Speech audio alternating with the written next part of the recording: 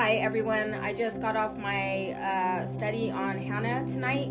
I did a Zoom with some women, and I just wanted to share some prophetic keys and strategies from Hannah and the book of Samuel about Hannah's life and the things that she endured as a woman that was going through barrenness at the time. There was a physical barrenness that she had over her life, and for the longest time she couldn't conceive a child, and she was taunted and mocked because of that.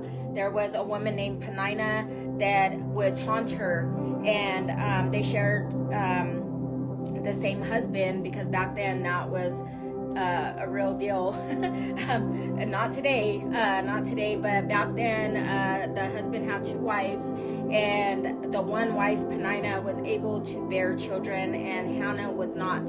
So Penina was like an enemy to Hannah. Basically, she was just very cruel to Hannah. But Hannah, she was resilient. She still did not allow that to stop her from travailing. She didn't allow it to stop her from seeking the Lord for her promise of a child. She kept going to the presence of God. She kept meeting with the Lord. She was even called drunk. The people thought that she was drunk. Eli thought that she was drunk because he saw her mouth moving, but he didn't hear anything. He thought she was just murmuring or stuttering over her words because he thought she was drinking wine. And he asked her, are you drunk? And she said, no, I'm just in deep anguish. I am just in sorrow, and I'm seeking the Lord for a child, and way out of her barrenness so that she could bear children. And so Eli then tells her, go on and let the Lord grant your request. So he's basically encouraged her, go in peace, and may the Lord give you what you are requesting of him. So after that, she was able to go and eat and feel that peace, that confirmation that messenger of God had given her. And so sometimes we need that. Sometimes we need a word from somebody to get that confirmation, to get strengthened in the Lord, to be able to move forward and keep going and come out of that weariness and that anguish that we're feeling at the time for whatever we're going through, whatever promises we're contending for. So she was really an example of a woman of endurance that didn't give up. She didn't give up. I'm sure at times she felt hopeless, but she never gave up on the promise of God. She kept going to God, because God was the only one that can help her, that can answer her plea and her cry.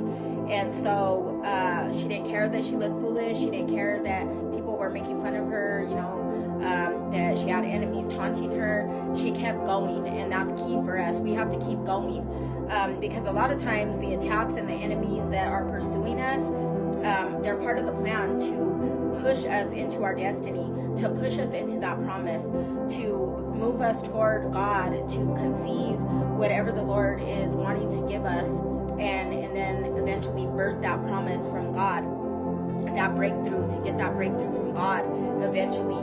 And so though it tarry, it will come. Though the promise may tarry, it will come. You will see your promise come. And she did.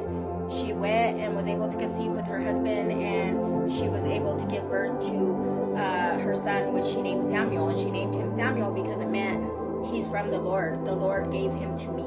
His name meant that. And she made a vow even before she got pregnant, and when she was still barren, she made a vow and gave God her word that she would give. If he gave her a son, she would give her son back to the Lord, and that he would never cut his hair. So she made a vow. She made a promise to God for the promise from God.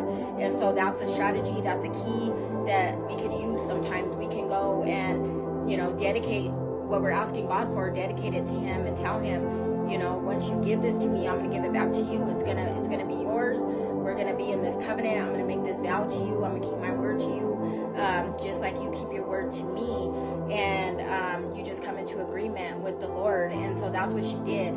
She took it to the Lord. She made a vow, and she gave the Lord her word that her son and his entire life would belong to the Lord if he would answer her prayer.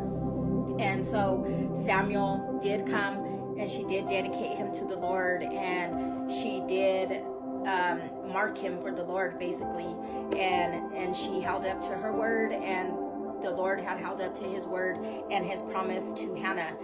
And so it's just a beautiful symbolic testimony of, whatever we are asking the Lord for, believe, trust, and keep pursuing it, because he's faithful. He's a faithful God. He's a faithful Father, and he's going to give us the answer and the promise in due time. If we shall not get weary, we will receive the harvest.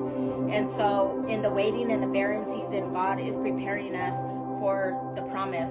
Don't rush through the process, or you won't be ready to carry it. You won't be able to even carry it to full term. So keep crying out, keep decreeing, keep travailing, interceding, and believing God for it. And just like Hannah, you'll see that promise come to pass. You will birth something great for the kingdom of God and for your destiny. And the third one is before and after you receive the promise, just don't forget to dedicate it back to the Lord. I already said this, but just reiterating it, just make sure you dedicate it to the Lord. Whatever you're doing, whether it's a work for the kingdom, dedicate and commit your work to the Lord. If it is just a family member that you're praying for, put them on the altar to the Lord and dedicate them back to the Lord, and watch the Lord's hand be over their life, and watch him continue to bring those people that you're praying for to him and back to you. If you're praying for those for restoration in those relationships, restoration of a marriage, for prodigal children, you're praying for a lost loved one, you're praying for a healing to manifest, you're praying for physical healing, you're praying for inner healing, whatever it is that you're seeking God for, whatever your need is, your request is before the Lord, just dedicate that to the Lord and watch him bring everything that you need and more into your life, into a place of abundance and overflow. Where it once was desolate, where it once was barren, where it once was no growth, things were stagnant, things were dry, things were dead, just watch him bring those things back to life. Watch him bring fruition back over your life. Watch him bring your destiny and your legacy over your life and your family. Just anything that we give to the Lord, he's going to multiply it.